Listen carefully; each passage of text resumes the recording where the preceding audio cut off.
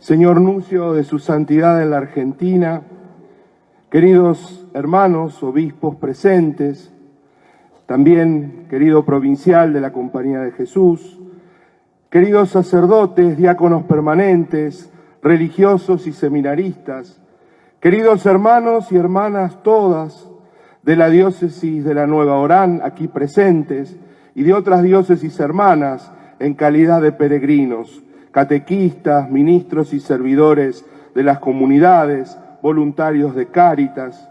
En especial un saludo a los que vienen de muy lejos, a los hermanos y hermanas que llegan desde Cerdeña, de la tierra de Juan Antonio Solinas.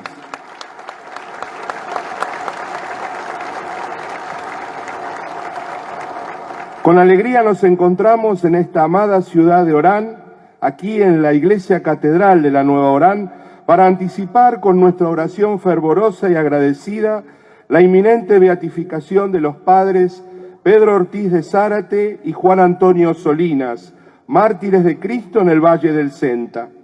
Una larga espera de siglos nos precede desde aquel 27 de octubre de 1683, en que dieron su vida por el reino de Dios y por la evangelización de las comunidades aborígenes.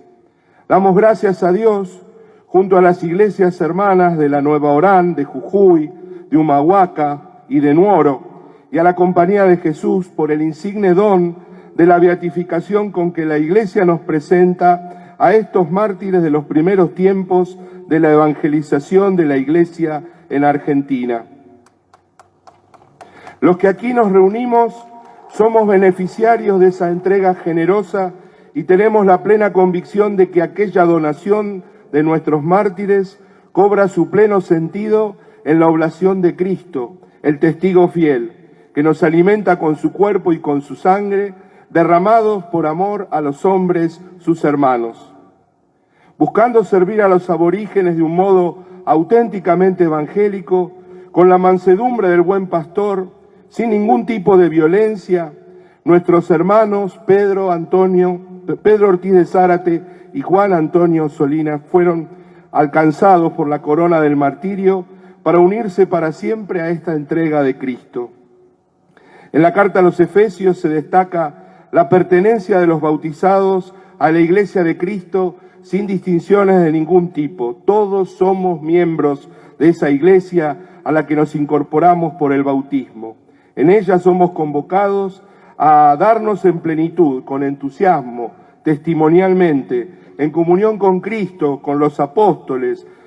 La vida y la muerte de estos hermanos nuestros en el Senta nos muestra cuánto buscaron alcanzar para Cristo y su Iglesia a aquellos que no conocían al Señor para hacerlos parte de esa nueva familia. Invitar en nombre de Cristo fue indudablemente la intención que atravesó la misión de Ortiz de Zárate y de Solinas en su opción misionera. En el Evangelio, Jesús reza en el cenáculo con los discípulos, pide por ellos y por todos nosotros, sus discípulos, a lo largo de los siglos. En aquella noche, en la despedida, Jesús nos tuvo ante sus ojos.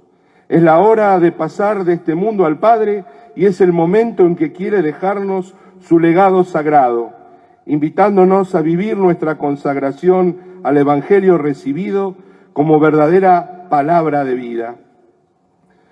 Cuando Jesús nos habla de consagrarnos como Él mismo se consagró, nos está pidiendo una separación cargada de sentido. No es la separación de los perfectos que ven a los demás como inferiores o indignos. Si tomamos distancia, lo hacemos de cuanto nos distrae y aleja de la vida nueva que Cristo ha venido a anunciar para unirnos estrechamente a Él y a su proyecto de amor. Pero aún en esa separación plena de sentido está nuestra misión, no de un modo abstracto o general, sino con la mirada puesta en nuestros hermanos los hombres, a quienes somos destinados para acompañarlos en el camino del encuentro con el Señor.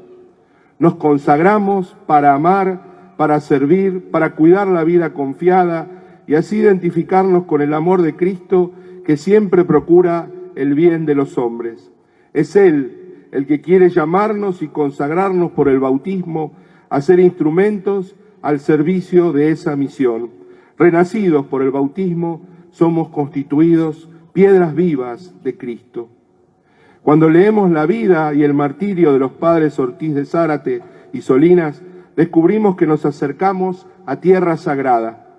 Su entrega nos interpela por la hondura de su donación en los comienzos mismos de la evangelización en América Latina. Sobre todo destacamos la claridad con la que encaminaron su misión, a contracorriente de las decisiones de los poderes de la época, que ante la prolongada resistencia de las poblaciones indígenas solo veían como salida arrasar y someter. En su estilo evangélico, ellos nos hacen patente el deseo de convocar a hombres y pueblos al seguimiento de Cristo, sin violencias, sin armas, sin prepotencias, solo la fuerza elocuente de la suave fragancia del Señor. Nos dice el Papa Francisco, los cristianos son hombres y mujeres contracorriente que siguen la lógica del Evangelio, que es la lógica de la esperanza. Esto se traduce en un estilo de vida concreta. Deben vivir la pobreza recorriendo su camino con lo esencial y con el corazón lleno de amor. Deben ser prudentes y a la vez astutos, pero jamás violentos. El mal no se puede combatir con el mal. La única fuerza del cristiano es el Evangelio. En el momento de la prueba, el cristiano no puede perder la esperanza porque Jesús está con nosotros. Él ha vencido el mal y nos acompaña en todas las circunstancias que nos tocan vivir.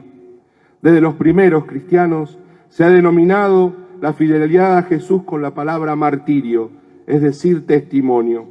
Los mártires no viven para sí, no combaten para afirmar sus propias ideas, sino que aceptan morir solo por la fidelidad al Evangelio. Consagrados en la verdad del Evangelio, Pedro y Antonio no se quedaron inmóviles y atados a una posición pastoral alcanzada, sino que por el contrario, siempre había hermanos a los que había que buscar y llegar. Inquietos y audaces, fueron a su encuentro con una verdad a la que habían entregado sus vidas y corazones. Anticiparon así las enseñanzas del concilio, refiriéndose al ministerio de los presbíteros. El fin que buscan los presbíteros con su ministerio y con su vida es el procurar la gloria de Dios Padre en Cristo. Esta gloria consiste en que los hombres reciben consciente, libremente y con gratitud la obra divina, realizada en Cristo y la manifiestan en toda su vida. Pero además, Pedro Ortiz de Zárate y Juan Antonio Solinas se hicieron hermanos en la misión. Respondiendo al Evangelio que hoy escuchamos, fueron uno. Pedro, sacerdote diocesano, Juan Antonio, jesuita. Junto a otros hermanos laicos se encaminaron al pleno cumplimiento de su vocación creyente. Alcanzados por el testimonio común de la sangre, ellos expresan los diversos dones con los que Dios enriquece a su iglesia para bien de todos.